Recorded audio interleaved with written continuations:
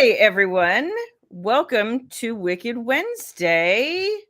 And with me today is the awesome, the hysterical, and the always fun Kim Grosso. So, yay! Thank you for coming to hang out with me tonight. Hey, thanks for having me. I'm excited to do this. This is so funny. I have to say, super quick. I'm going to say yes, Shannon. So just sign in. It's so funny. It's like dark. That's dark here, but she's on the West Coast, y'all. So it's not dark there yet. I'm like looking at your windows going, the eking of sunlight. I know. It's still light. I think it's going to be light. Like it's 6 o'clock here. So I think sunset might be around 6:30. Yeah. It's already 8 here. So yeah. Let's welcome a few people. Hey, Susan. Hi, Tracy. How are you guys doing? Brenda, how you doing? Hi, Denise. Hi, Tabitha. Good to see you guys. Dana, Louise, Wendy. Hey, Allison. Hi, Beverly. How are things in Indiana? I got a Facebook user. Hello. I think he says you have to accept or something that you can yeah, so for those of you who don't know, if you've never been here, you have to, if you're coming from Facebook, you have to tell StreamYard that you can show your name. Otherwise, it will not show your name. You'll just be a Facebook user. And if you want to be a Facebook user, you are welcome to do that as well. Hi, Jessa. Welcome. More Facebook users. Hey. Hi, Julie. Good to see you. Hi, Ruth. Kelly, are you excited? Oh my gosh, Kim Grosso. Yay. Let's see. Hi, Nikki Ann. How is everybody? Hi, Sharon. Hi, Cindy. What's going on? I haven't seen you in a while, Cindy. Hope you're doing good. Hi, Dawn. It's cold in Indiana, Beverly. I get it. It's getting cooler. Yeah. So Kelly's apparently already really a fan. Yeah. Hi all. Hi, Kathy. If I missed anybody on the way in. Hi, Delane. Good to see you. I am just hanging out with Kim Grosso, and I guess we're going to talk about a lot of paranormal romance tonight, probably. Yeah. Let's talk about paranormal stuff. Let's do it. As she has a pumpkin in the background, I looked at your pumpkin and I was like, oh, I should have I have a pumpkin, but no, I have a penis. So penis.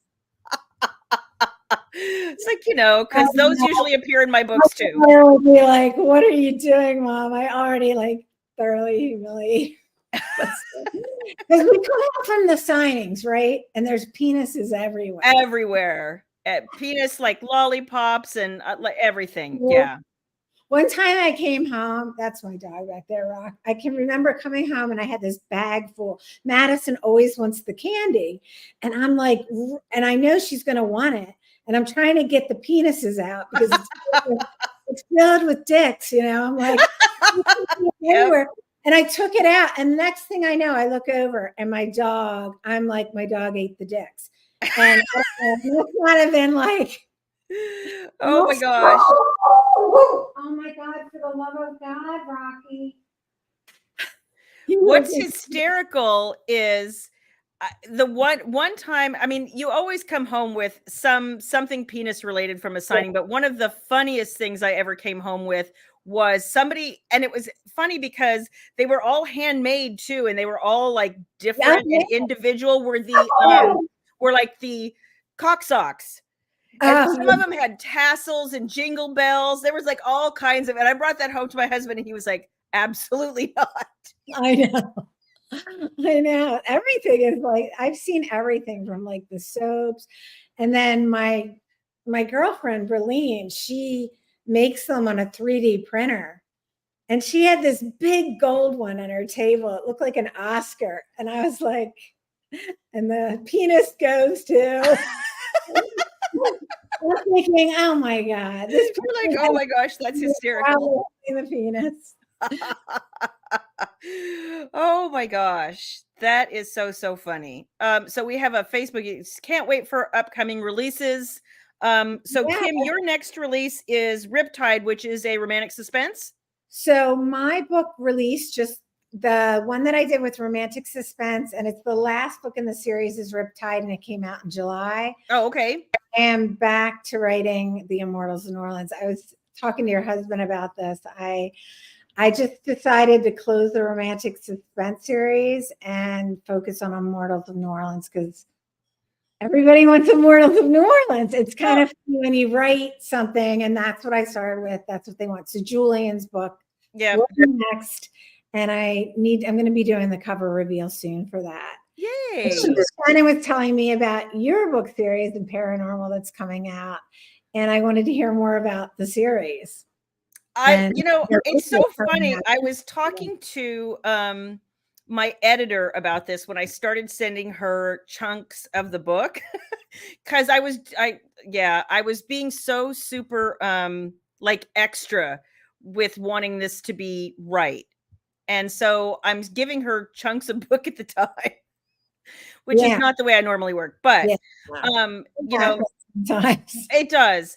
And so I was saying to her at the end of the whole thing, she was like, first of all, she was like, I studied Arthurian lore in college. She goes like, I love this. She goes, I love everything about this. And I said, I'm so relieved. I said, because this is one of these things that started for me years ago as a passion project, and I never got to finish it. And it has frankly bugged the shit out of me for a decade. And I'm just more than a decade. Like, I am so excited to finally not just get to work on this and finish it, but to do the things that I've always wanted to do with it. That I'm done, can say I've added scenes, I've added about 15,000 words, maybe a little more. Like I've done the things I wanted to do with it, and I'm so stinking excited to finally get to reintroduce Merrick and Olivia to the world. And it sounds like, you were kind of restricted in how you first were able to write it. And now this way you're writing it in your voice, in that super hot style that you're known for writing it. Yeah. So it is your voice. It is finally the way I wanted to tell this story. You're 100% right. Yeah, that's great. And those characters, we were just talking about it. So there's some magic in that, and also immortal character. Yeah. So the book starts out, he doesn't have powers. He's just was cursed to be immortal. And it's, at the beginning of the book, he makes it extremely clear that after 1,500 years, like, all he wants is check, please. I'm done. Let me just finally die and get this over with. Right. And he finally finds in a witch, and he's been eschewing magic for all this time, and he wanted nothing to do with it. He knows it exists, obviously, but in the meantime, he's like, now he has something to live for. So it's just one of those things where, and I, even I got to the end, and I know the ending, obviously, but even I got to the end, and I'm like, oh, it's hard to say goodbye. It is. And what I love about this series, though, is I don't have to, because it's this whole interconnected like series. So you'll see every couple, every series, but every book focuses on a different couple. I was going to say to you, do you like to bring your other characters through to your other books so that readers get to see? Yeah. This is a magical war. So they're all fighting this magical. I mean, that's what ends up developing in this first book, is a magical war. So they all end up fighting this magical war together. And so you have friends and foes actually having to team up and put all their differences aside. And they are plenty of differences to start fighting this war. So super excited. Well, and for my readers that are following today, I just texted Shan. She's going to post the links in my book and on my page so you guys can go pre-order. It's coming out. Your book's coming out like in October 24th. Oh, I guess I do have a link, so I will post that. A lot of the beauties who are here have seen this link, but if there are any new folks, and I've seen some of you sneak in, then there is a link also right there for y'all to whatever platform of your choice. So let's see. There's been some new folks who have come in. Hi, Jody. Hi, Alicia. Let's see. Who else did I miss? If I didn't say hi to you, Renee, lots of people who Love your books, Kim. Love Immortals. I see it. Loved Riptide. That's awesome. We have somebody here who wants to know if you will be reopening a signed paperback form for Riptide. Me. I think I'm probably going to do a signed paperback at Christmas time. I'm trying to get Julian's book done and have it out in December. We'll see what happens. I've been so busy with my kids. So I might. I think the question is I might. I like to do it around Christmas time. I just had one before. And I'm also trying to figure out ways to have it on my website so that I can sell direct to you guys, where it's not always, because sometimes what I've been doing, Shayla, is I'll do like maybe once or twice a year, I do a signed paperback sale, but I don't always do all of the books. Like I did my last 2 books. So, and usually at Christmas, I open it up to all of them. And it turns into, well, you've probably done it. There's books everywhere and you're trying to like mail them all out. So I guess the question is maybe. I'm trying to do that, especially if I can get Julian out. And that way I can get the signed paperbacks. But there definitely will be another sale sometime in the future. I'm not sure if it'll be December. Awesome. Yeah. It's Sharon. Sorry, Sharon Abrams asked that. I see. Yep, she did. And let's see here. Thank you guys who have said you have pre-ordered. If you haven't read Kim's book, yes, get them. If they're on your TBR, get them off and read them. Thank you. Thank you, Renee. She says she loves the cover for Tempt Me with Darkness. I'm so excited. Like, I love covers, and most authors will tell you, because we don't do covers, we write books, but we don't. I know some authors who do their own covers. I am not one of them. You don't do your own covers, do you? I don't do my own covers now. I like to be involved in picking the photographs. CT Creations does my covers now. I've had different artists over time, and then every now and then I get stuck and I end up having someone else do it. But I am involved in picking the image. Like I do like, to get an image that really, in my mind, looks like that person, like the guy now. He looks like an alpha wolf. I'm like, he looks like he's going to eat you, and then some. This guy. And Sharon and I were joking because this cover, and I don't want to tell. I'm like, it's kind of like mostly the face instead of like the hot abs. Although I'm doing step back covers. Do you ever do like the step back cover inside, like a little? No, I've kind of taken to doing like more stuff with formatting. Like I'm going to be interested to put some art in the book if we have time, like stuff like that. I wanted an artist to do something for Tempting with Darkness, but by the time, I mean, her wait list was way longer than I thought, and I couldn't find anybody else I liked. So it may be something that's coming in a future version. But more than anything, I just wanted the story to be right. And I ended up finding my cover designer because I wanted something totally different. Right. I wanted something totally different, and I didn't really want people. I wanted something that still said sexy, but I didn't want people. I saw that cover and I love that cover. I found this dude like kind of randomly. It's beautiful. It looks awesome. He was just so, he does a lot of fantasy covers. And so and he doesn't do a lot of romance. I mean, I guess he does some, but mostly he does fantasy, and he does like straight paranormal. I saw some of his horror covers, stuff like that. But when I saw his work, I was like, he did things with Photoshop. I was like, dude, I didn't even know that was possible. It looks great. Yeah. I would love to have discreet covers at some point. My daughter has asked me for discreet covers. TikTok. There's like naked men all over the house. I've got mugs. You know what? So she's like, where are those discreet covers, Mom? I'm like, that's so funny. That's so funny. I discreet covers for your other books. So I have some. I don't have them with me. So like my Reed Family Reckoning covers are. Oh, I'm gonna have to move the penis for a second. So like, here's, these are the covers that we have out now. But with my 25th anniversary collection, we just did a whole series of floral covers. Okay. And they were in hardback, but I think that we're going to release them maybe as an ebook edition. I don't know. We keep talking about all of these sorts of things. I am slowly doing multiple versions for every book because I know some people like the sexy covers and some people don't. And Right. And are you? having Thank you, both dear. versions. Yeah. So different book, but like here, this is Oh, that's beautiful uh, too. I like my that. assistant is also mostly my cover designer, and she did this. She did an amazing job, like amazing. Yeah, that So was I'm awesome. super excited. We have questions, and I'm not Okay. paying attention. Sorry, So guys. Let's I love see. the Hawaiian books. That Rip Uh, based in Hawaii, but did you have Hawaiian books?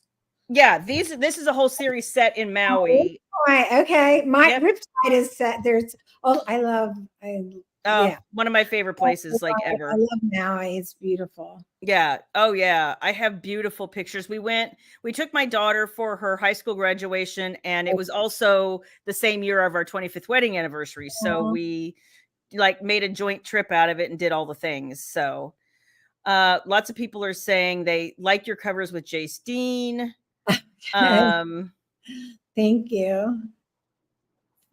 let's see. I prefer the model to have clothes on. Yeah, I did a cover with clothes on with Victor, my last vampire, and it was super sexy, and I loved it because it was so easy to advertise it. Like I didn't have Yeah. any problems, and he looked just.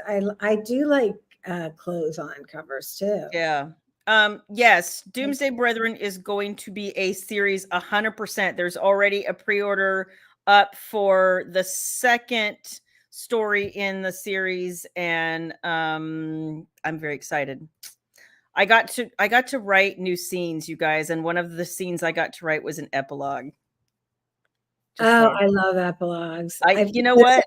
I'm warming up to them. Even though I was told it by an editor one time, she's like, you, or somebody told me, I don't know if it was review or feedback. I like the epilogue because it gives me an opportunity to talk about something that puts a hook into the next book in the series. So, like, when I get to the end of the book and you've totally wrapped up the HEA, Mm-hmm. last chapter, I like to have an epilogue that kind of teases at what's going to happen in the next book and put it in there. Yeah. Now, it may not be the true definition. She said it wasn't the true definition of an epilogue, but my readers like it because they kind of know what to expect. That little extra nugget. It's like the story's done, but they get it at the end that says this is might happen, or especially in a series where you're like, okay, but there's still more stuff happening. Like these two might be happy, but everybody else over here is still miserable, FYI. Or this person might have just died. And it's like people will be like, how could you kill him? It's like, come on, you guys.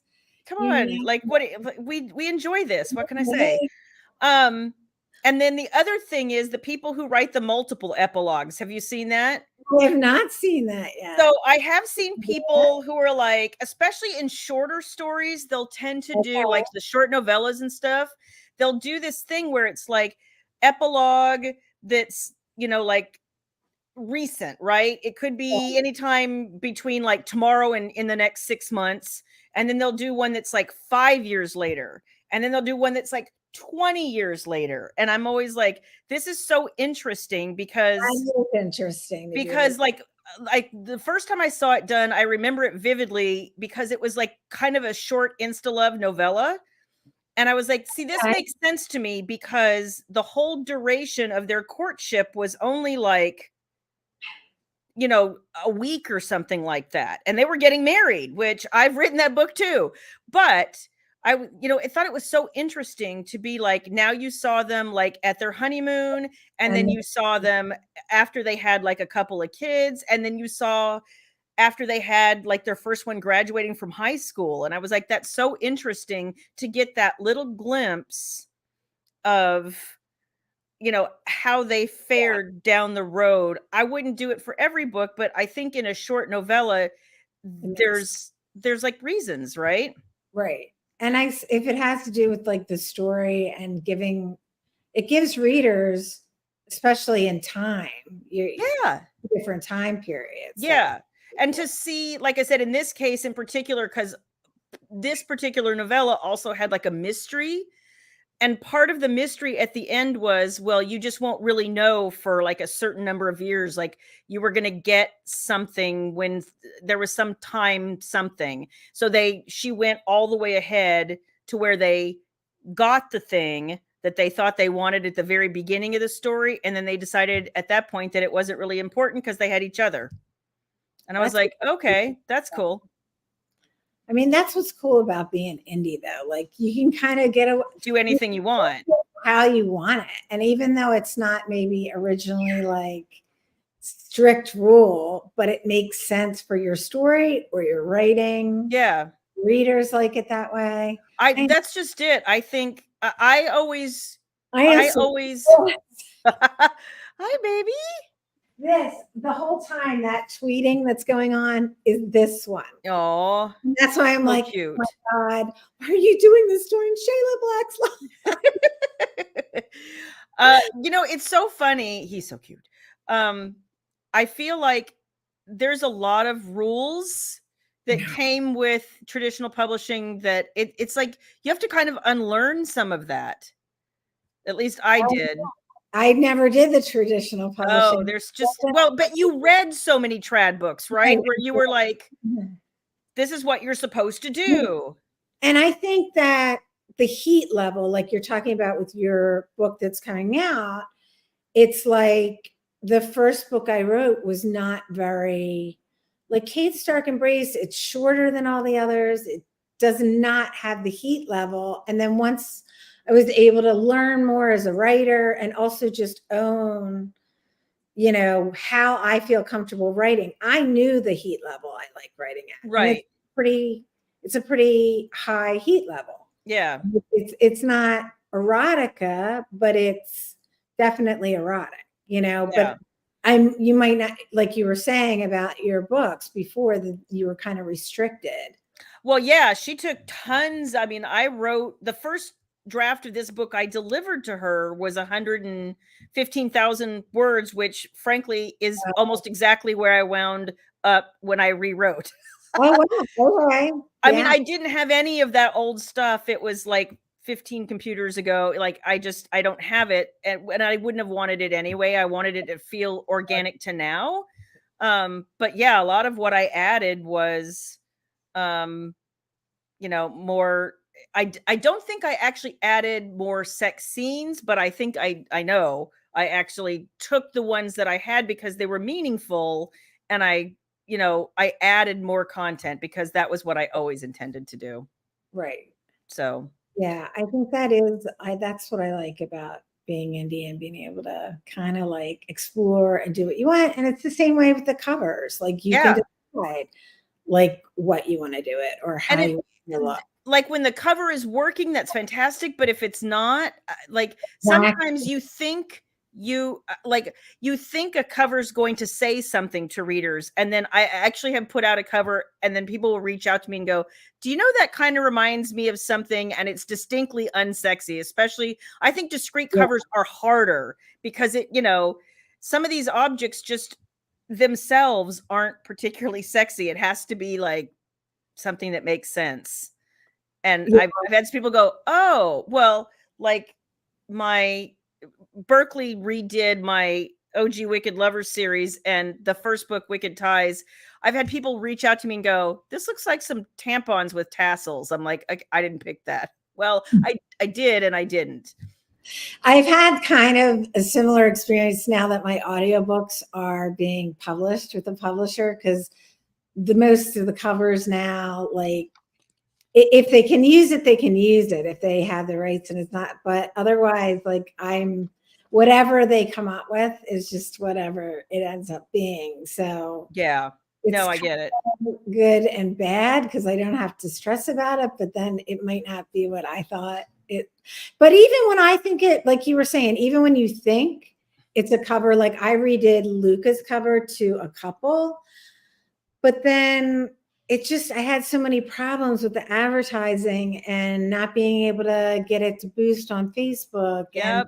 then I was like, why did I do this to myself? I'm crazy. Like I should I have. have tons of couple covers. I couldn't AMS them. It was harder to put them on Facebook. You almost have to put on the cover like and make it so small. Sometimes you can get away with it if it's really small. You just want people to know it's a book. Like it's so dumb the games you have to play. And I think so. Cindy says, I don't understand the discrete cover phase.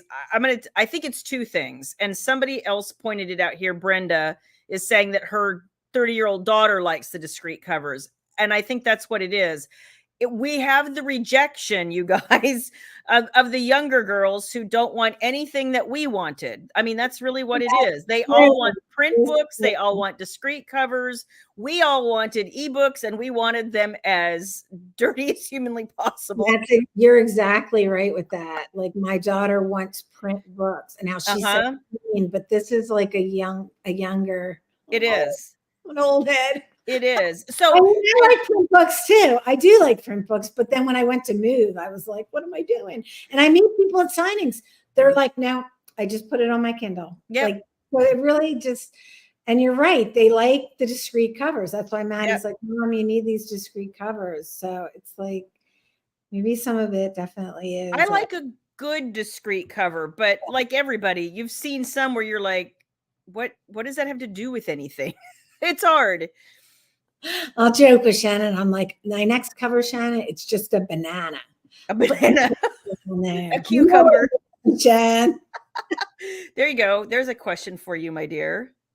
Oh, Kim, are you planning to go to the Vancouver signing in 2025, or are you returning to Calgary? So I don't know what the Vancouver signing is in 2025. I don't either. I don't know which one that is, but I am not signed up to go to Calgary next year. And mostly because, and I was talking to Shayla about this, my daughter is a senior. And I have just, like, she's a senior in high school. So everything for 2020, well, it's going to be 2024. Like her and college and prom and everything. I have no idea what's going on, and I'm probably going to move. So I've really just like been holding back on signings, but I would love to go to Canada again because I love going to Canada, and I loved going to Banff, and I loved going to, well, I used to live in Pennsylvania, so I would go to Niagara Falls. Canada is awesome for signing. I love going. I've been to Niagara Falls, and I've been to, weirdly, when my husband, we were still dating, he lived in Michigan for a while. So I went to Windsor a few times, and that was really, I would like to see more of Canada. I like international signings too. I mean, I love here, but I've done a ton of them. The international signings are super expensive.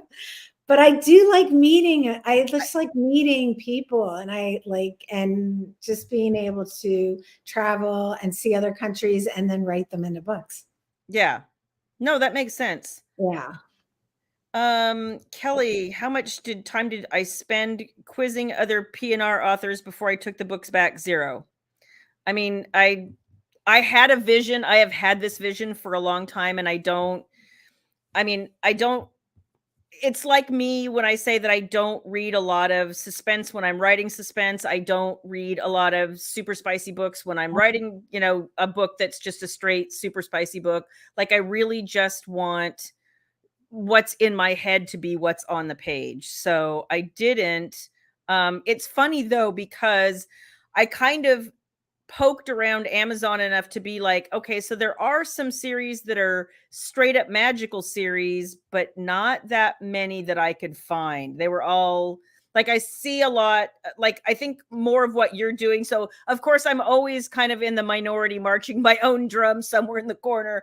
A lot of them are like Kim's, where she was saying she has vampires and she has witches and she has shifters. And did you say you even had gargoyles now?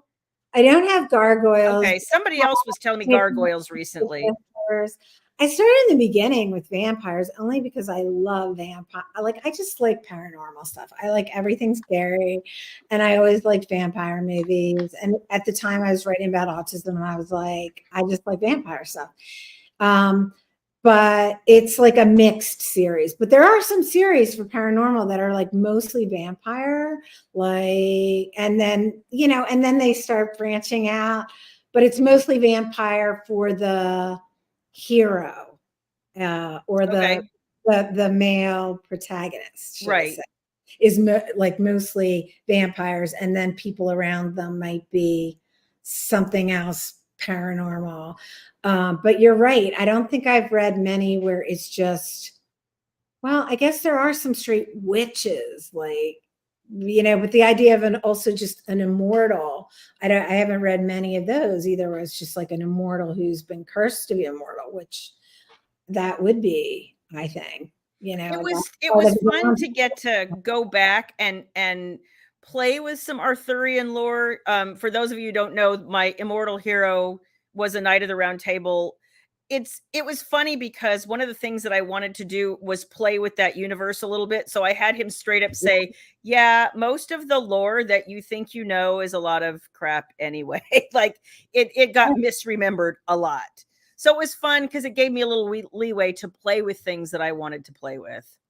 And will you move that forward in the series as you write the Um, the evil series is really more centered on the magical war.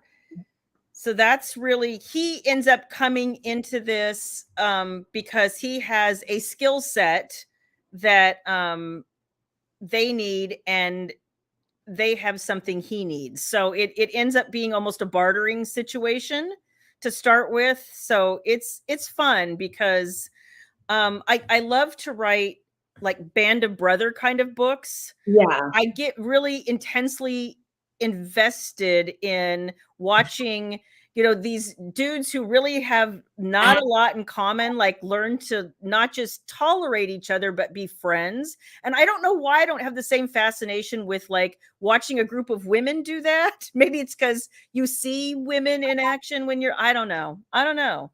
I know, but like Black Dagger Brotherhood, I can think of, or like Lara Adrian's great, you know. Yeah. I fangirl over her too. Well, and that's kind of what the Doomsday Brethren is. It's like this Yeah. group of wizards who are like, okay, well, we can Yeah. stand here and be annihilated, or we can do something. Together, even though we might not like each other. And then Oh, you there's a can, lot I not like. yeah, and that's what's kind of fun about it, because they can not like each other. It's like real life, not like each other, but still care about each other or be loyal, you know, the loyalty between them. I was like looking on here, Oh, but here. I know my readers are going to love your book, and they're I going to hope so. Like I love love it so much. paranormal. Yeah, my readers. You know what, Rhonda? Here's what I think. I've had other people say that snakes and skulls don't say romance to them either, but I think people have just used it as such a signal for dark romance now. And I think honestly, when Sylvia Day put snakes on her cover, everybody went, "Oh yes, we should do snakes too." I've seen more snakes this year. Just see J.R. Ward with a question mark, who she's Yeah, unbelievable. I love her books. She was one of the first series I read too. Like I had this thing, like when I really started reading after my mom got sick, yeah.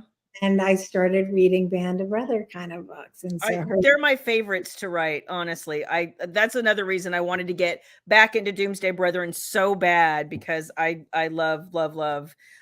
So I like these decadent editions too. Um if you guys don't know, I know some of you don't. I have a Kickstarter that will be live soon. I don't even know if I can say this. Can I say this? I guess I screw it. I'm going to say it. So it's called Dark, Dangerous, and Vengeful, but the 5 author anthology that will be decadent, sprayed, foiled, all of that. Well, I don't think it'll be sprayed. It will be foiled though, with pretty interiors and all the good things and some original art. But the name of the anthology is Revenge Fuck. So really, I don't have, let me see. I might have a link. Hang on one hot second. Do I have it up? Yep, I do. Here we go. So if anybody is interested right now, it's just in the notify me stage. So if you guys are interested in being notified, you can just go over there. sign up. And then when we drop everything, and if you want to see what's in the collection, you'll be some of the first people to get the information. So thank you. Yeah, I need to do Yeah. a Kickstarter too. I'm like feel like I'm behind on some of the trends for the Kickstarters. Although I have done box sets. I like the box set. That's where I started. I did some boxes. Absolutely, Diane. I've heard a lot of people say that too about the grandkids visiting and neighbors coming over and stuff like that. Yeah, I enjoyed doing the boxes. I did like I said, I did a 25th anniversary Kickstarter. I just did a super quickie fall box because I love all things fall and I needed to do a fall box. And then this other Kickstarter will start shortly. That's all I can say is shortly. Because I can see what we were talking about. Shayla Kelly said, I totally understand and remember when Shayla's daughter graduated. Yep. You want every minute of when your daughter's a senior. You do. And then this one I see Facebook user. This is my first time clicking on something. Is there a chance you'll come to the tri-state area? I think they mean Delaware, Pennsylvania, New York, Delaware area. And yeah, I will come back eventually. It took me to try to be a fill-in for Indies Invade Philly, which I love that signing too. It was amazing. If you guys are in that area, go to Indies Invade Philly. That's a great signing. And I do miss home. I miss all the bad things, the hoagies, the pretzels. Right? The things I can't get here in California. It makes me, some days I'm just like, I just want a hoagie. And there's nothing here. No, I know. Here's the Kickstarter. I had to scroll long enough to get to Nova Scotia. Yeah, so if you guys just search for my name at Kickstarter, that's not even a great link. Sorry about that. But you guys can get there. Let's see. Oh, Lakeisha, you're not feeling well. I'm sorry, hon. I hope you feel better. I'm gonna go down. Here's somebody who wants to know. Kelly wants to know if she can get your Immortals. Well, because she didn't get them in Banff. Oh yeah. I mean, I don't have my books yet, and this is something I do usually in my I have a Facebook user, Facebook reader group. So usually, I either post in there, or I send out through my newsletter that I'm going to be doing the signed books. Which, if I was more organized, I'd have the link to throw in there for you. I get it. I'm disorganized tonight too. Yeah, and so if you go into my Facebook user group, I probably will be doing, once Julian's book comes out, I'm going to be doing another full thing where I offer all of the books because not everybody can go to the signings. In fact, most people can't go to the signings. I mean, it's great that people get to go to them, but like you think about thousands of readers, not everybody, and it is expensive. So I would like to get how some of the other authors are where they can offer them direct on their websites. And that's another project I want to do so that people can just buy it directly. Yeah, but I want to do another direct sale. Yeah, I've had a web store now. We redid our website and we did the store back when we redid the website. I like to be able to offer, I can offer almost all my books in print. And then of course I started to do the ebooks and the audios more recently, but it is a project for sure. No, it is a project. I started doing the ebooks and I'm just starting there. And it's like, there is a lot to offer, but I think it's just the direction we need to go in. Yeah. Yeah. I was talking about this, with your husband, that I'm wide. I started out as a wide author. My books, like your books, are offered everywhere. Everywhere. I had made the mistake, and I consider it a mistake personally for me, not for everybody. I had dabbled in the KU with part of my Immortals New Orleans series, which is great for people in KU because I know people loved that, but it was not overall good for me. And now, it's not for me either. I went wide again. I am wide with everything. I'm wide with my audiobooks are wide. and my books are all wide. Yeah. And I just want to be wide. I want to be wide in everywhere, anywhere that I can put the books where it makes sense on my website, but just everywhere where it becomes accessible. Because when I did go to Canada, that was the one. That's another reason why I like doing the international signings. There's a lot of Kobo users Yeah. overseas that use Kobo, and my books are in Kobo. My books are in Kobo Plus now. Same. Your books are there too. And you really get a sense that, okay, not every, it does feel like sometimes everybody's in Amazon, but not everybody is. No, so a lot of my beauties, like, and Kelly is just kind of indicative that they're not interested in KU. They want to own their books. They Yeah. don't like the whole borrowing, like they're not into that. So I think when you have a wide audience, you tend to have an audience that appreciates the fact that, like, and so many KU readers, when you tell them that KU forces you to be Right. exclusive, they look shocked. They really, tons of them still have no idea that that's a thing. So you know, I'm happy to educate and say it wouldn't be fair to my Barnes and Noble reader and my Apple readers and my Google read, like, it just wouldn't be fair. And like, and with Kobo, what's great about the Kobo is that we don't have to be exclusive. You know, we can be in the Kobo Plus and we're not exclusive. So we can offer it on all these different readers that people like, you know, whatever they want to read on, however they want to read. Right. Or listen. I have so many, I know. And that's kind of why I've sort of, Tantor is now doing my audiobooks now. In the beginning, I did them all myself, but it just allows them to be able to be there for the readers, like the audiobooks. Like, it's been a big part of a lot of audiobooks. My readers like those. So go and Kindle. Here is, yeah, there's just a lot of people.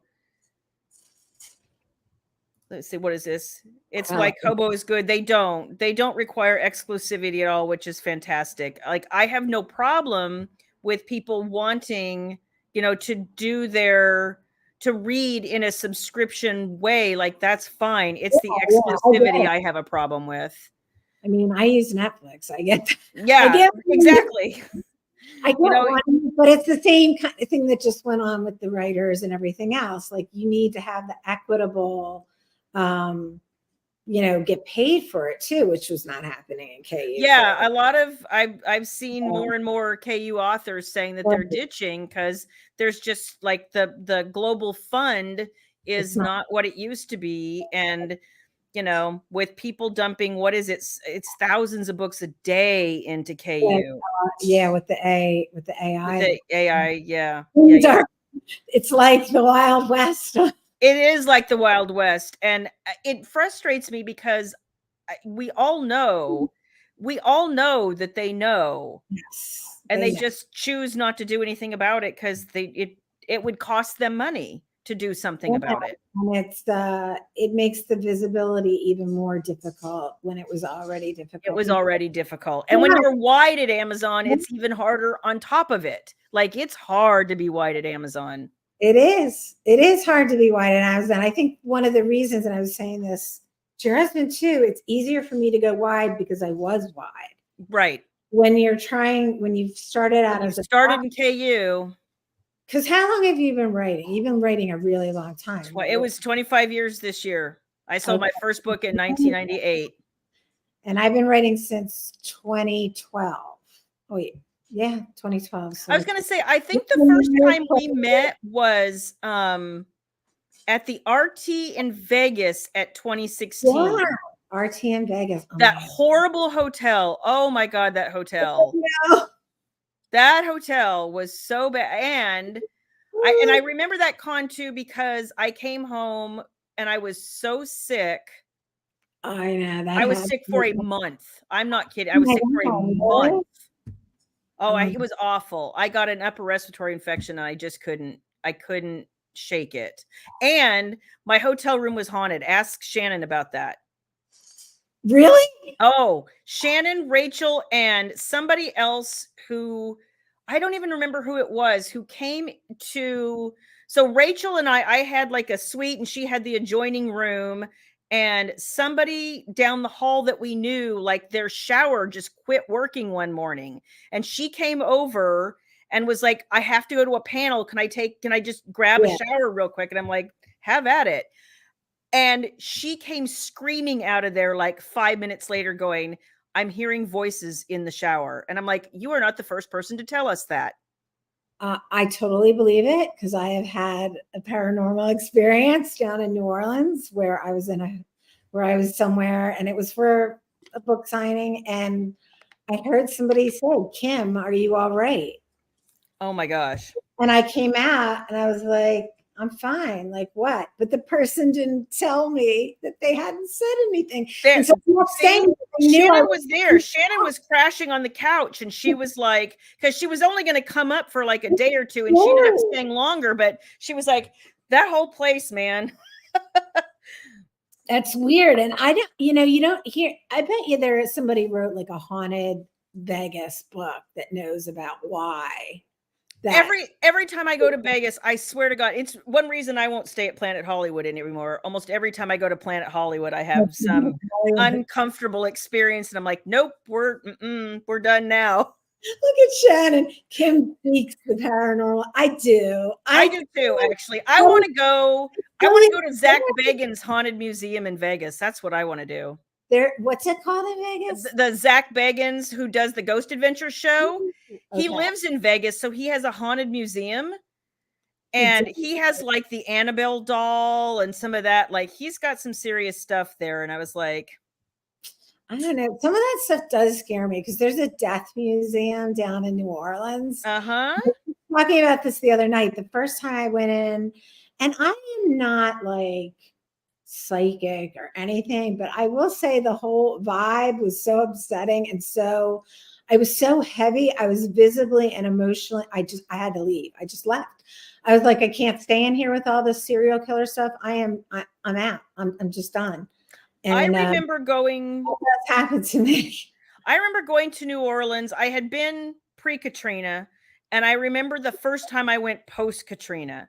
And it wasn't that far post, like maybe a year, maybe 2, but no more than that. Mm-hmm. I felt like the atmosphere of the whole city was entirely different. Like I could feel the heaviness of the city. I couldn't stay. Like I was supposed to be there 4 days or something. I think I ended up leaving a day early. I was just like, I can't. I like, this is really hurting me. That was like, I think people forget because that was such a while ago. Mm-hmm. I don't remember the year, but 2006. Absolutely devastating. Oh, absolutely devastating. But I definitely feel like New Orleans, I know people, it's like a stereotypical thing that they market as being paranormal, but I have had 2 paranormal experiences down there, and I just know. Yes. I've been in that hotel Monteleone and stayed on the 14th floor, which is really the 13th floor, but they don't. And Shannon says, I did not, Shannon, I did not ask to stay on that floor. I also had a paranormal experience at, what is it? Royal Sonata. Oh, yeah. I was like, oh, yay. Yeah. So this is another place. Yes. Oh my gosh. Yes. I've been like 3 times since 9/11, maybe 4. And every time I go, especially when I go to the museum, we stayed when they were building the museum, we stayed at the W that's almost right across the street. And I think I was there for an event, and my daughter is also sensitive, and she's looking out the window, and she was like a kid, and we're both looking out the window, and I'm like, I can feel it. And I know she can feel it too. I don't think she smiled that whole trip. You can. There's just places. I don't know. When you, I don't know. There's just places, there's things. I felt that way. And I've been to the 9/11. And I was just talking about 9/11 today with someone. And it's just, I don't know. There's just places that hold energy. And and you can feel it. Even people who aren't like necessarily psychic, but but you can be sensitive. And like, I remember one of the first places as an adult that I went, that it hit me kind of unexpectedly, and I don't think it should have been unexpected when I look back on it, but I went to the UK with my mom and my grandmother and my aunt when I was in my like mid 20s. And we're going to all these places and doing all these tours. None of us have ever been. Like, we're all excited. I got to a place in the Tower of London and I was like, and I'm leaving now. Like now. Yeah. I could not stay. And my mom's like, where are you going? I'm like, nope. Mm-mm.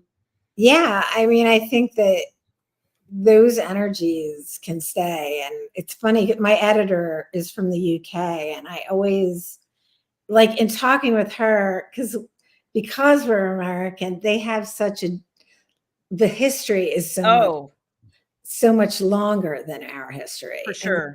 there's so much that's happened over there on that ground. Yeah. Like everywhere. So I'm like looking at these. There's love the Hotel Monteleone. I like the bar at the Hotel Monteleone. I would stay there again. I would definitely stay there again. I like to stay at a lot of different places there. I'm looking. Hey, Kim, Facebook user. Yep. And I saw somebody else sneak in a little tiny bit ago. Let me see if I can go back and say, hey, hi, Sharon. Don't worry about it. You are here with us now. Come on in. Oh, hi, Fong. I didn't see you either. Yes, you do remember that hotel, because I remember you being there. It was a horrible hotel, which I don't think is open anymore. Wasn't that the Rio or something? Still there. And do you want to know the reason I was still there? I thought they closed it down. No, I went to go see Chippendale. Just like for my birthday. How long ago was that, though? And we went, and Chippendale, it's like a ghost town in the Rio. Like literally, it used to be at one time, I think, and I don't know when. It was like this vibrant hotel, and they used to do these like dances and throw beads. And now there's like nothing in there, but there is the Chippendale that's in there. And then also, and of course, I drinking champagne. And then Verlene was like, let's go play mini golf. They have a whole Kiss section, like Kiss the Rock. Oh, wow. Interesting. Black light and neon with loud music. Okay. All mini golf, which of all things I thought I was going to be doing in Vegas, that it was not playing mini golf. I get you. Well, we had a great time because we were drinking and I was with those guys. So, but yeah, like, okay. Chippendales in that hotel. It is. I've been to that Chippendale show too. Actually, weirdly enough, it's been an eon, but I was with Sylvia Day and her sister. Oh, really? Yeah. It's funny talking about RT. I do kind of like, we don't have an art, like the RT is not really around anymore. And then it was sort of transferring into Book Lovers Con, and then kind of like the pandemic hit, and it's been how far did you go back with RTs? Because I think the first RT I ever went to was like 2001. No, the first RT was the RT I met you at the Rio. That was okay. So you missed the golden age of RT, which used to be fun because they used to have the cover model pageants. You haven't lived until you've been to I have been at one of those in a long time. Jimmy Tom, that mom. Yeah. He had the romance novel convention, and I went to that. And they did have something with the cover. Well, because it used to be RT's thing, right? And and then when they stopped doing it, there was like a whole collective like, oh, but they stopped doing it because at the time, one of the publishers would give the model, whoever the winner was, like a contract to do a few covers for them and stuff like that. And I think their sponsor pulled out. Okay. So then they stopped doing it. But it was funny because what would happen was part of the equation of being the winner was you had to collect votes from people like through the long weekend. So you saw some of the worst behavior of people trying to get votes. We're like, could that like loincloth be any smaller? Well, even the RT that I met you at, Jace came to me with that, but they were I remember that. They were more like working the events, and they did dress up for the events. I can remember the one event was like a circus event or something. All the guys dressed in like suspenders and it gives the readers, I mean, I do sometimes have cover models come to the signings with me, like not all the time, but sometimes. I used to do it more often, but I'm not signing as much as anymore. But it's fun. I think it's fun for the readers, as long as nothing happens. Sometimes there's crazy things that goes on at signings. Everybody For knows. sure. In a signing, and it doesn't necessarily have to do with models. All kinds of things happen. Oh, all kinds of things happen. For sure. But I think what I liked about RT as a younger, because I was 2015 maybe, or around then, or 2016 when I went to one. Yeah, Vegas was I got to meet 2016. more readers. I got to meet readers Yeah. and more authors, and they had all these parties that you got to go to, not just like an after party, but like themed things, right, where you could talk about your books, or I don't know. I kind of like those things. And the last one I went to, remember Shannon, was Atlanta. I think it was in Atlanta. That might have been the one I went to. I tell people all the time, one of the best events I ever went to was when Laura Lee did her Raw events. The very first one she ever did, and this would have been like 2008, maybe 9, something like that. Like the best thing she ever did was the night everybody got there was like a Friday night.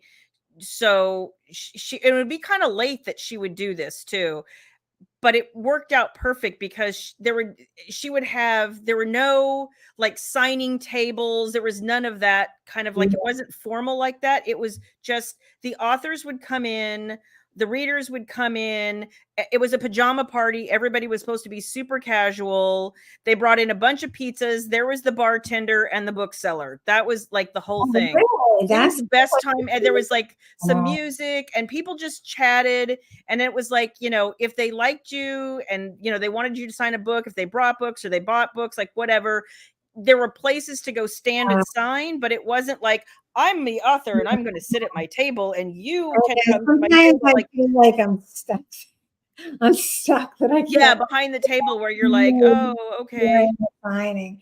And Kelly just said your cover model was a Banff. Yeah, Jace came with me to Banff. Oh, did he? Okay, cool. And Andre and Wander were at Banff too.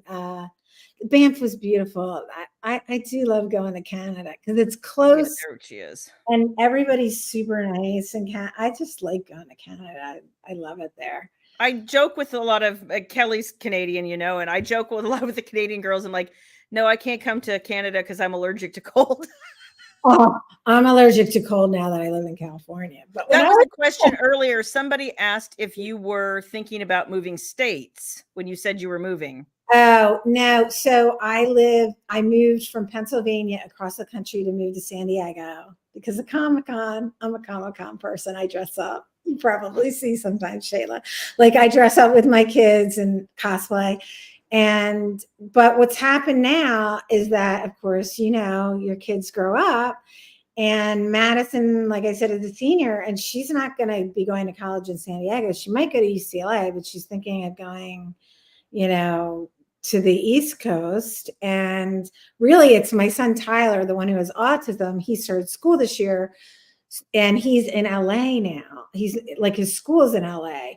So it's really hard this year, like being here and not being up in LA. And I'm constantly having to drive up there. And it's not that is a crappy drive. I didn't have it like this dream of living in LA. I really kind of like being. I'm from LA. I understand that perfectly. Okay, but so you get it. But because I'm like used to living in the suburbs, like I'm really more of a suburbs kind of a person. So I don't know where I'm going to find up there that's like the suburbs that I live here, because I live in North County. Yeah. But so I see myself moving up there because Tyler, he doesn't drive. For a while, until my son, if he ever, God willing, if he can get on his feet after he graduates, which I would love for him to be able to do someday. Right now, that's not happening. Then, I'm going to move. So I won't be moving back to Pennsylvania. My brother's always like, Kim, when are you moving back? But like you said, I can't do the cold anymore. Like I'm getting old. Like my body can't take that cold. I need some warm weather. Not too warm, but like warm. Yeah. So. Yeah. Yeah. And No, actually, I get San it. Diego's not that warm.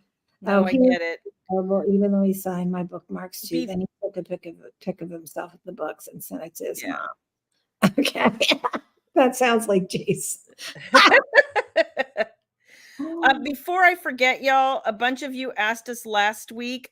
William has been busy. So for those of you who didn't see, I'm wearing my Follow Your Dreams shirt. So there it is. And he did finally get y'all some sweatshirts and hoodies and all of the like cold weather gear that you guys were asking for. He's That's still working on the leggings. It's a little strange, but if you guys want to pop into the store and see what we've got in terms of sweatshirts and hoodies, and I don't think he did a zip up one because it would have interfered with the design, but I think there's like 3 different kinds of sweatshirts. So if you guys were looking for one of those, take a peek, and they're now there. Before I forgot, because I knew I was going to forget like 100%. hoodies and sweatshirts. I wear sweatshirts all the time.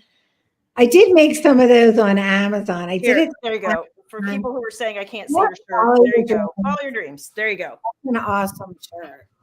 So I think he may have put a t-shirt up there too. If you guys, I don't think it's the same shirt, but I think nope, it's all sweatshirts. Sorry, my bad.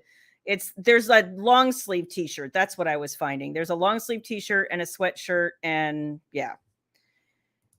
So you guys can figure that out, because I know a bunch of you they are, I believe most of them are unisex. If that's you, Sharon, I believe they are unisex.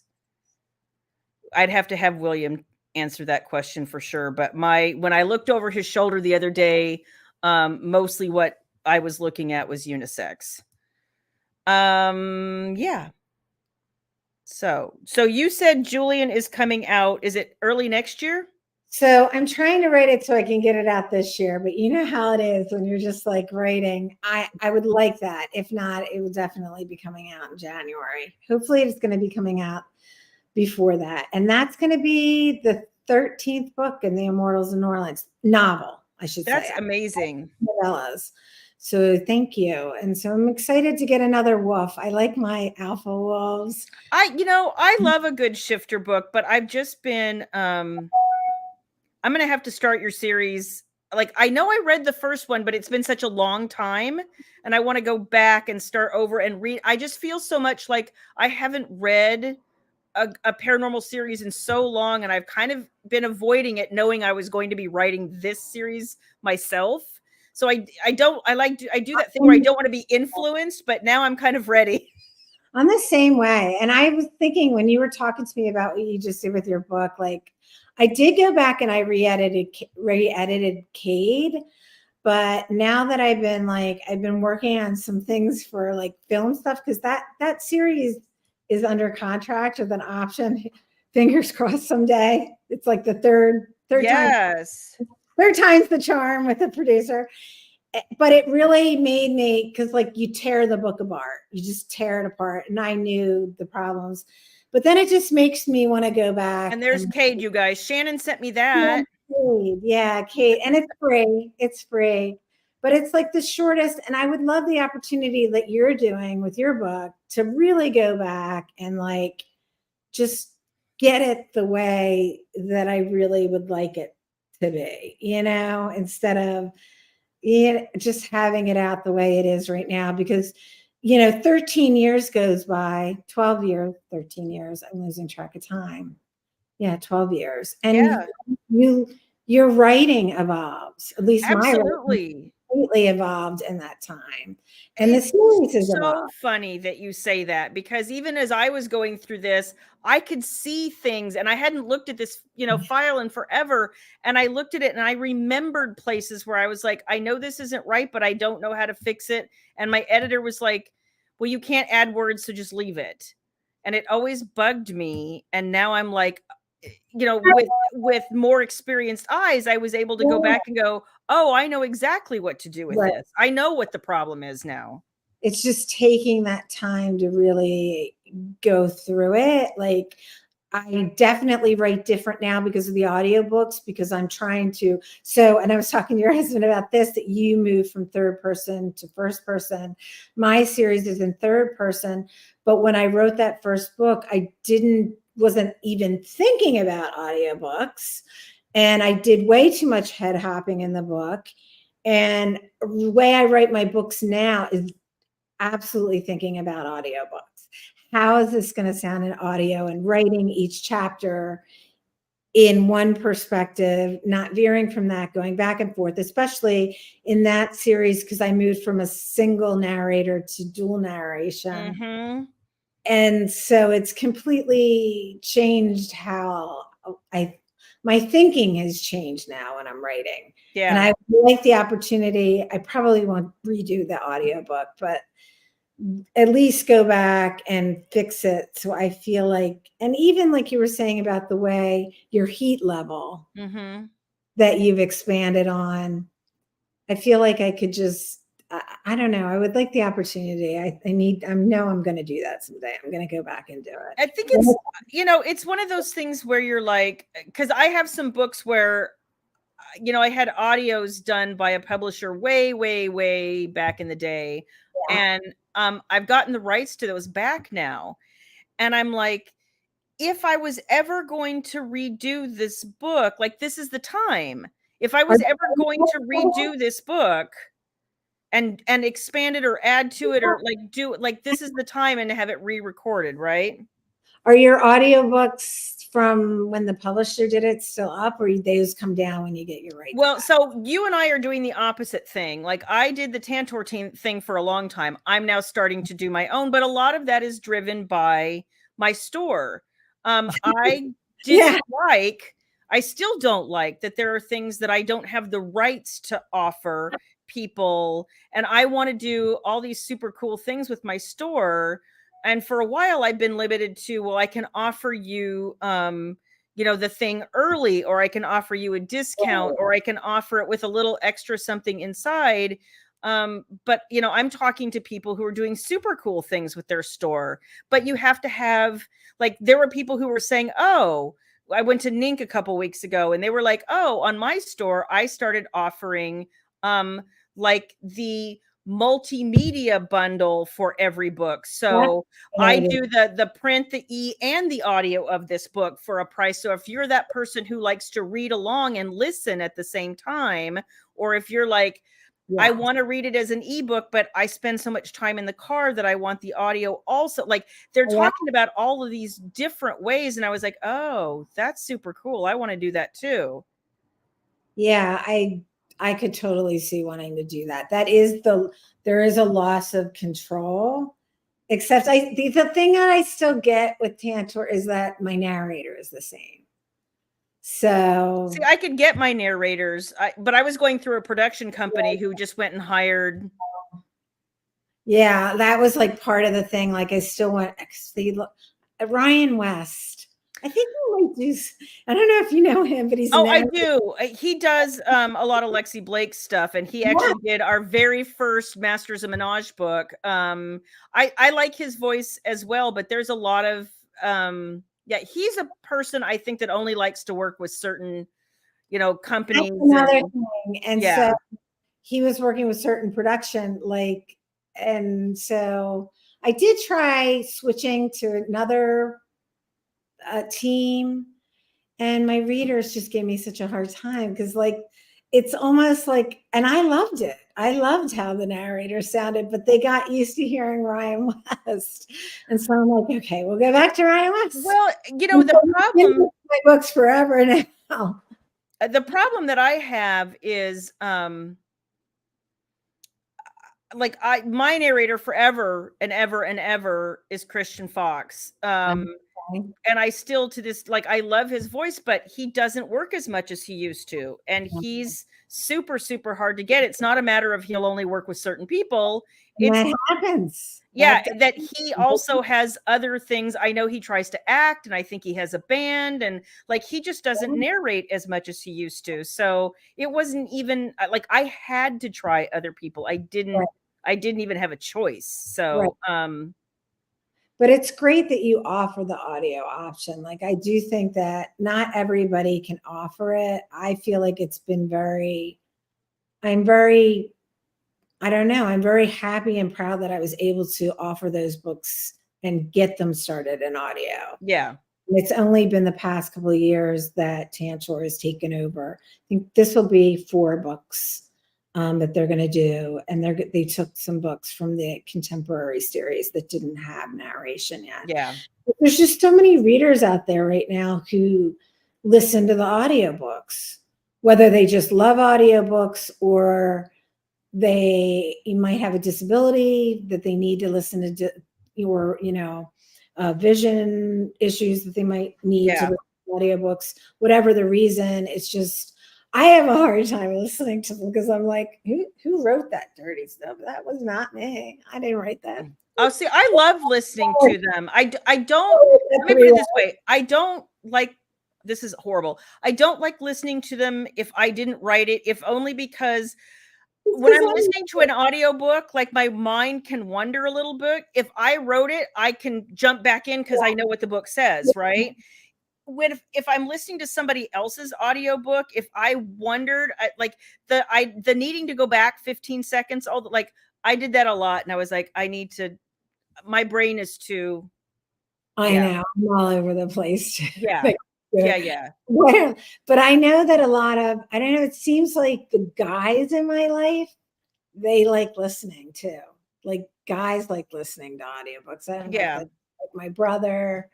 Although my brother listened to a pirated copy, because I was like, Dude, like 3 years ago, he's like, I really like your books. And I was like, wow. I said, where did you listen to? You're on Audible? I heard it on YouTube. I'm like, what are you doing? people don't know. They think if it's on YouTube, it's like sanctioned. But I get so frustrated because I'm like, no, if we want to take the pirated copy down off of YouTube, Google tells the pirate who we are and where we live. So most of the time we just, oh, it's so frustrating. I know. It's so frustrating. Now, Delane has an interesting comment. You love third, you struggle with first. You know what? I used to feel so much that way, Delane. I resisted, I did. And I feel now almost the opposite. If you read first, and I will tell you now, having taken a book from third to first, because it was really the first time I've ever done that, it felt so much deeper and more personal because I'm that person. I don't know about you, Kim, but when I'm writing a book, if I'm in somebody's point of view, like I put on their hat and I'm like, now I'm you and I'm going to have this thought and we're going to have this conversation. Right. And I felt so much when I moved this to first person where I was like, instead of I put on a hat, I'm like, I am this person right now. Do you feel that certain genres are better for certain point of views? Because I've read that, like I've Googled that sometimes, and I don't know if it were like certain things like new adult, or like certain things were always written in first person, or certain books are more third person, or do you think the first person is something that's just over the past 5-6 years people have really wanted? Well, there's something interesting because I still feel like romantic suspense for me. I still prefer a romantic suspense in third person because I think there's something when you're trying to do suspense, you can't tell the reader everything. So Right. that removed point of view to me makes sense. I mean, I have That's done. part of why I feel like it works for my Immortals of New Orleans, because I do even have one book. Mostly it's just 2 perspectives, but I even have Logan's is the one that I did it and where I wrote a third perspective of the villain.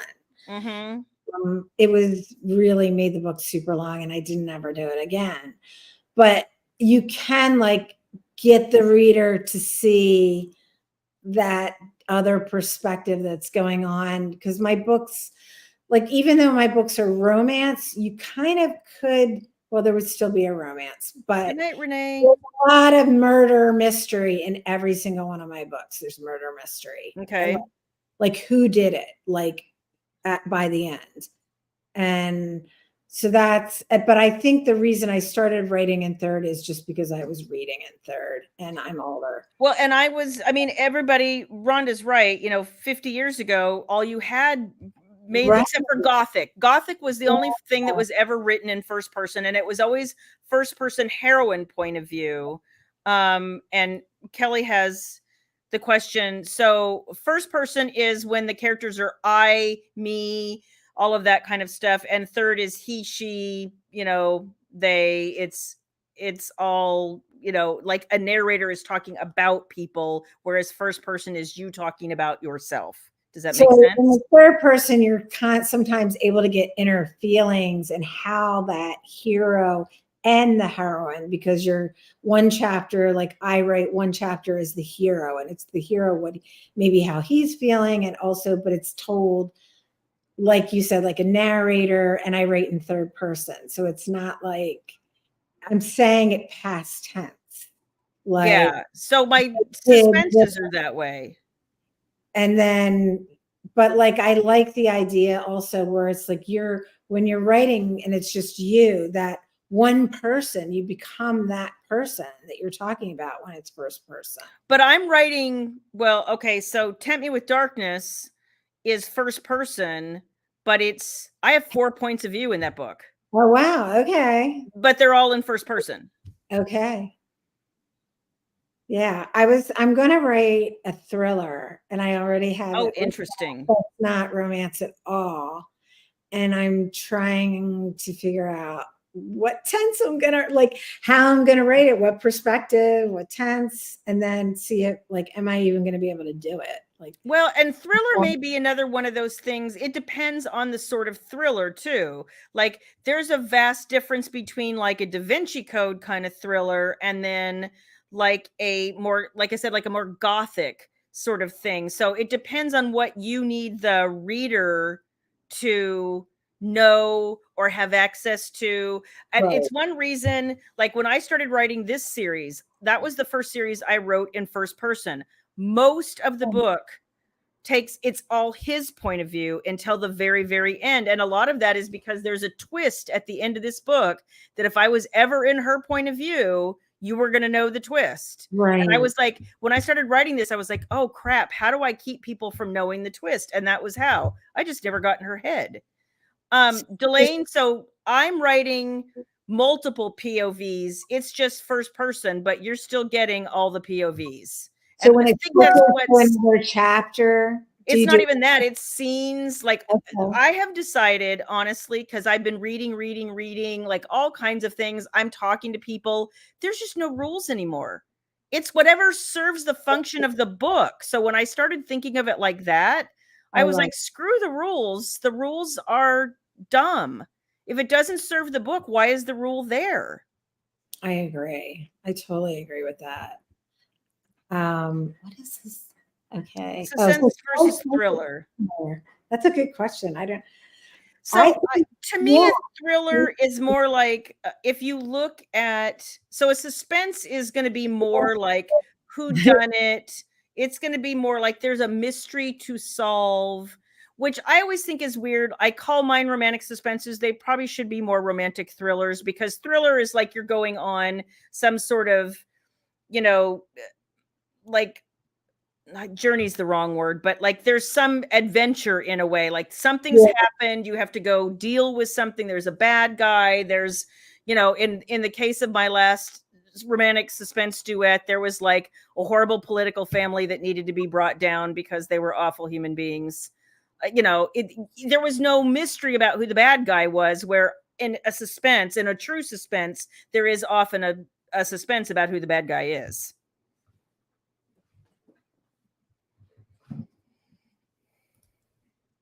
Excited to see how you this one is about your book again. I'm trying to click. I don't know how to make that happen, that thing. This one? Yeah, there you go. Yeah. You just have to click on it, that's all. Changed it, how you've added, which you were telling me about adding, like keep it, you haven't added any more sex scenes, but expanding. I didn't add more sex scenes. I added scenes. Just they weren't necessarily sex scenes. The book is already 100 and almost 15,000 words. So it's already big. Readers are on here. I'm going to be pushing Shayla's book in my reader group because I have paranormal readers, and you guys love my readers love all kinds of paranormal. It's so awesome. And I feel like I've always loved paranormal readers. I love all readers, you guys, don't get me wrong, but Yeah. sometimes paranormal readers are just like the most excited people on the planet. And I think it's because we all get invested in a world. Like contemporaries, like they're in our world and we're all always sitting in that world. You know what I'm saying? But paranormal is like you really get swept away someplace different. Even though like you and I are writing paranormal set in the contemporary world, there's so little interaction for me in the contemporary world. It's just different. It's definitely world building, and it's world building over time, and there's rules, and there's creatures, and then if you make a creature, those creatures have rules, and sometimes I mess up and they'll be like, Kim, what did you do? Or there's timelines, or you have creatures, they might be living 2023, but they're 1,000 years old, like your immortal character that you have, is created in medieval times, and it could be then, or it could be in the 18th century, or it could be I like that kind of, and I like the history of it sometimes, of being able to go back, and also, which is why I kind of like the travel thing and all these different places and different things that have happened in different cultures and different languages. I have a lot of characters that might have which this is why I like Ryan West as a narrator. He's great at accents. I have Italian, and I have Australian characters and British characters. See, that's what I love about Christian too. He does amazing accents. Like, oh, dude, but he's an actor, so yeah. So is Ryan. Yeah, so is Ryan, right? Yeah. Like some narrators are better with those accents than other ones that are great narrators but might not be great at all these different. Which I do challenge him with all these things, and he's like, "How do you pronounce this?" And I'm like, I have no idea.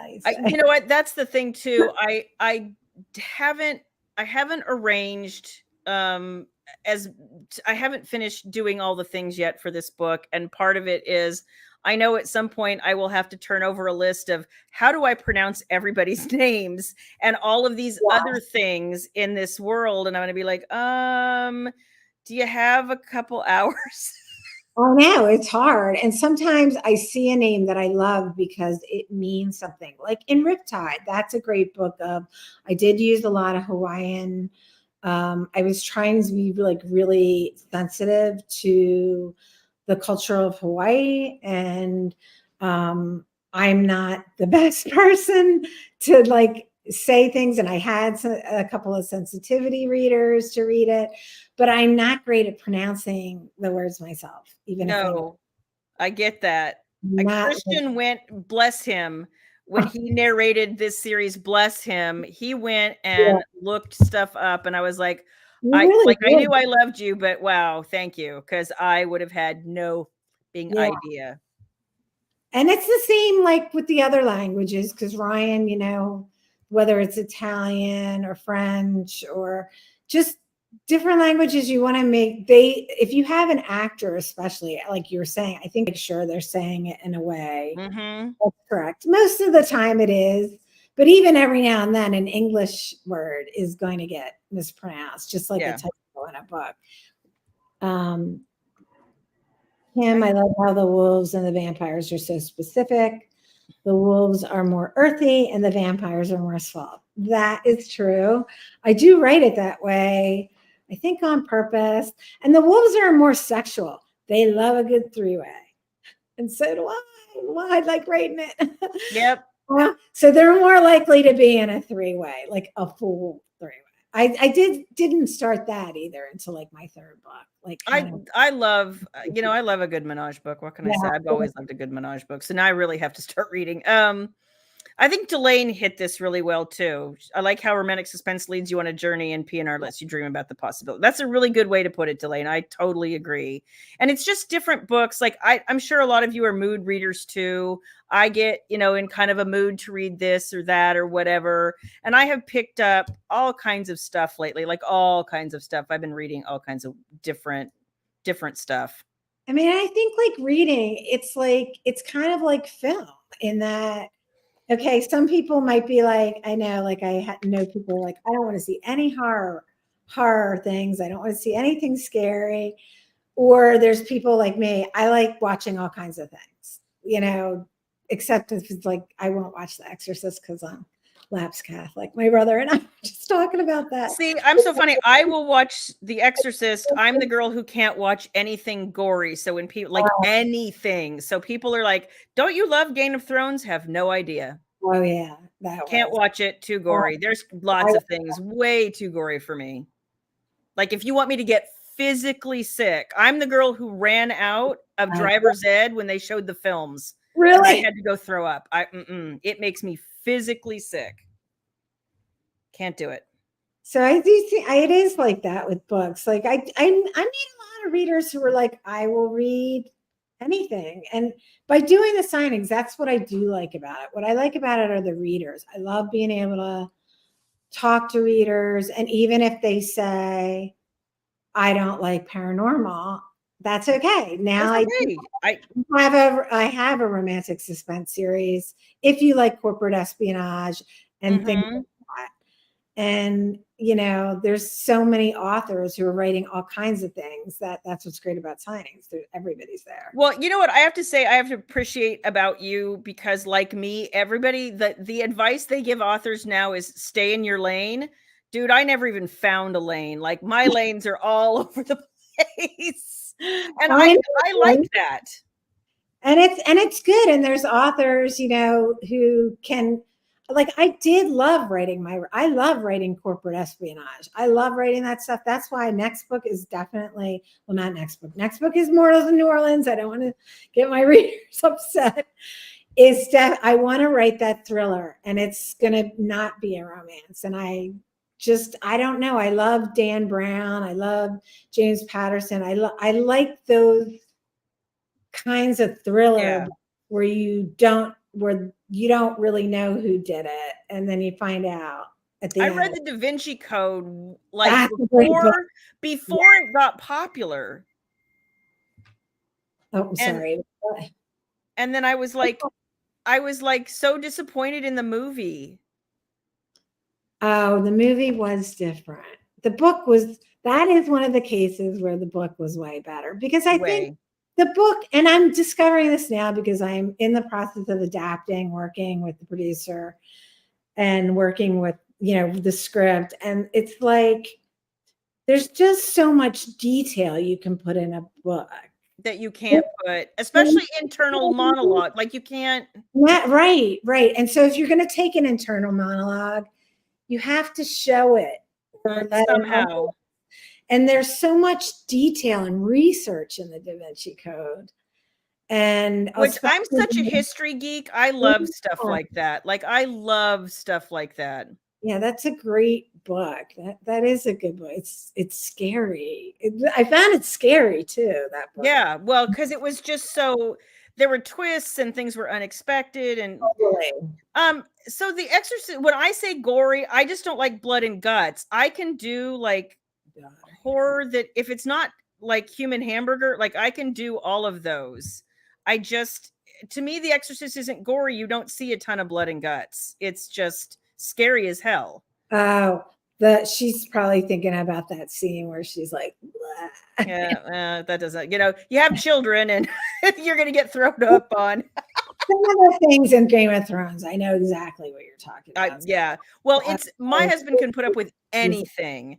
And when he came to bed one night after watching Red Wedding, and he was like, he woke me up and he's like, we have to talk. I can't go to sleep. It's like, okay, exactly. I could never, the Saw movies are definitely, I got dragged to the original Halloween as a child, and it just scarred me for life. Did I ever watch Happy Death Day? No, I did not. I did not. I did not watch that either. Although I do like. I know somebody who loves it.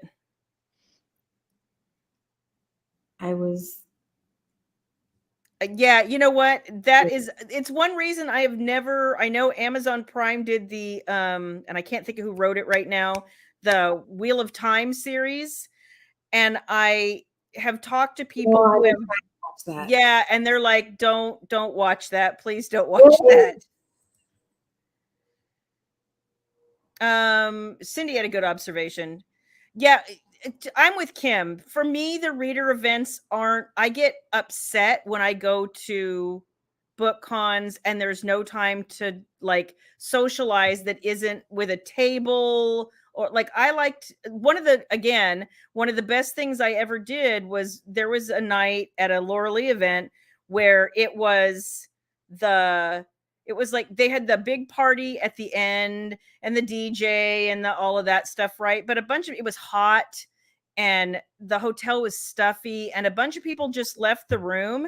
Like I left the room with somebody and we started pulling up chairs and just talking. And the next thing I knew, we had like 20 people who had all pulled up a chair someplace out in the foyer and we were just talking. That was way more exciting to me than listening to the DJ.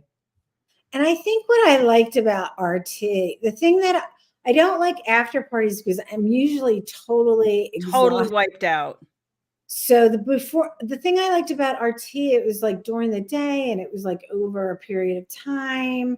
So you just had all this time, like you had 4 days to like be able to really, it was like and I know there are things like that still go on, but it was like a little bit longer and there was all these like opportunities to kind of meet other authors too. Yeah. And put on like events. Yeah. Like you get invited to like, I don't know, paranormal bingo. Yeah. And you would get to sit with readers at a table, people you've never met. Yeah. And you think you know readers, but then you get there and you meet like thousands of people. You're like, haven't read your book, or I don't know you. And then you get to meet them all. And it's kind of like over the daytime instead of like, okay, now you waiting for the after party where the DJ is so loud you can't even talk anyway. And I am so tired. That's why people are like, where are you at I'm like, I am having a drink in my room somewhere because I am tired. You know, like, it's so funny because we set up and we're dragging our books and it's just it's the end. It's a lot. It's too much for me. But and I'm an extrovert, but I swear by the end, like, well, and part of it is, you know, in my 40s, I was like, sure, let's go to all the parties. Like, let's drink all the booze. Let's have all the fun. In my 50s, now I'm like, no. I know. No. I know. And it's especially not after the day after signing. So, like, I definitely feel like, I don't know. I can't believe I'm reminiscing about RT, but I did kind of like some of them. I loved a lot of it. And one of the other things that I liked that some other events used to do that I don't see anymore either is early in the event, they would do like, remember the speed meetings? Did you ever do an event that had the speed meetings and they would just put you at a big round table with a bunch of readers and then you would have like a topic in 5 minutes and be like, go. Yes. And then you get to meet like 10 people you've never met, talk about books or talk about whatever. Or talk about whatever. Yeah. Those are great. And of course we know where Shannon would be. I Polycon once and I liked that. And they did these panels. Like I love panels. I love being on a panel. I like talking to readers, but then again, it's usually like a day where you're getting to, it's a longer event. Yeah. Than just a 3-hour book signing or whatever. We know you would be at the snack bar, Shan. We know that you would be at the snack bar. You can find me at the snack bar. Of course, Shannon. Fong, yeah, she never wants to go to the after parties either. She'd rather hang out with friends. Yeah, that's how I feel. I would 10 times rather go hang out at a restaurant or a bar or something. And it's just, I don't know. I just feel like the after parties are it's just so loud. And I don't understand the point of the party. I sound old now. I don't understand the point of the party if I can't talk to anyone. Like, this is like especially at the end of like a one-day event and they're like, here's the party and then there's nothing tomorrow, right? And a bunch of people leave on Sunday morning anyway. So if the party's your chance to say goodbye to people or see people that you didn't see, but the music is so loud that you can't talk, like, I don't. No, thanks. I don't know if even four authors went to the after party. No, I didn't go to the after party in she's talking about in Banff. Yeah, I was exhausted. I was exhausted. so tired. Um what but didn't we do something? Did we do something on Friday? I can't even remember. I'm much more likely to go to the events on a Friday Mm-hmm. before the signing Mm-hmm. because I'm not completely wiped out Right. from because sometimes we have to get up super early the day of the signing, get our books. Sometimes we don't get the luxury of setting up the The day night before. before. Um, and so you're getting up super early in the morning, and it depends on how long the signing is. If it's 4 hours, that's fine. But some signings do go on like a really long time. Like it depends on which signing it is. Right. Um, so I do like just like the before events, and that's why I was saying like I think that like with RT it was kind of cool, and yeah, it was more expensive, but like it was like really just a way of like I don't know, they had all these really cool events Yeah. weren't tied to the book signing, so you just had all these cool events that you could go to and have fun at, and I think I did a book lovers con down in New Orleans Mm-hmm. that we had. It was again, it was similar to RT, the book Right. lovers Right. where you got to do those kinds of things. Um, Um. luncheon Yeah. on a chair. Yeah. My guest. That's She, so cool. I like the luncheons. I mean, I like those too. I like lunches too. I'm down Yeah. for this. It's casual. I kind of dig that whole vibe. So we've been going an hour and a half. Tell me Yeah, your Halloween plans and we'll I'm say sorry. goodnight. Tell me your Halloween plans. My Halloween plans this year, it's my son is coming home. My son with the autism. Oh my God. I have been in another space, but my Halloween plans is that he's going to come home and we are just going to watch lots of horror movies and we're going to watch Ah, all weekend. And then he's got to go back to school. I don't know about the actual Halloween. I'm sure it revolves around my daughter though. He's going to keep me busy. right. Actual Halloween. How about you? So my daughter, who is also an author, by the way, if you did not know. So Mallory Black has two books out now, and the first one is How to One Night Stand, and the second one is How to Fake a Fiance. So, but in her reader group, which is Mallory Black's Book Babes, she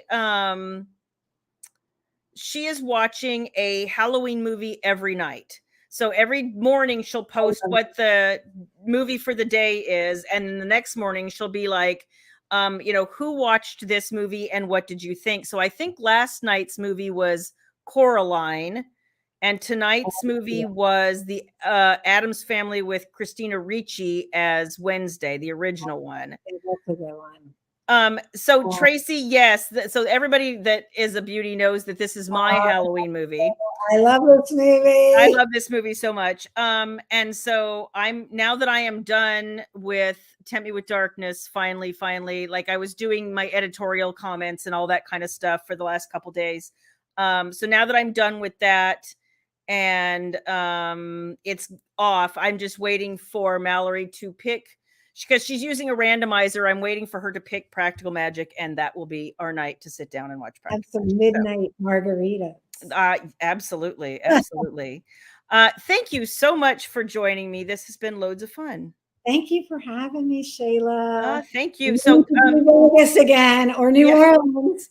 or yeah, somewhere where we hopefully will have a lot to drink again. Send me all of your links and I will share them in my group. And you're welcome back anytime. Thank you so much. It was great being here. It was fun. Thank you guys. And thank you all for joining us. I appreciate you guys for coming to our little chat. And for those of you who don't know, I do this every Wednesday night live on YouTube and Facebook. So come check it out. And I'm usually with my husband, who is big and goofy and always makes me giggle. So hope to see you guys. And looking forward to more books from Kim. Thank you. And Thank I can't you. wait for your new release. Yay! If you'll hang on a few minutes, we can say goodbye. And to everybody else, we will see you next Wednesday. Thanks, y'all. Bye. Bye.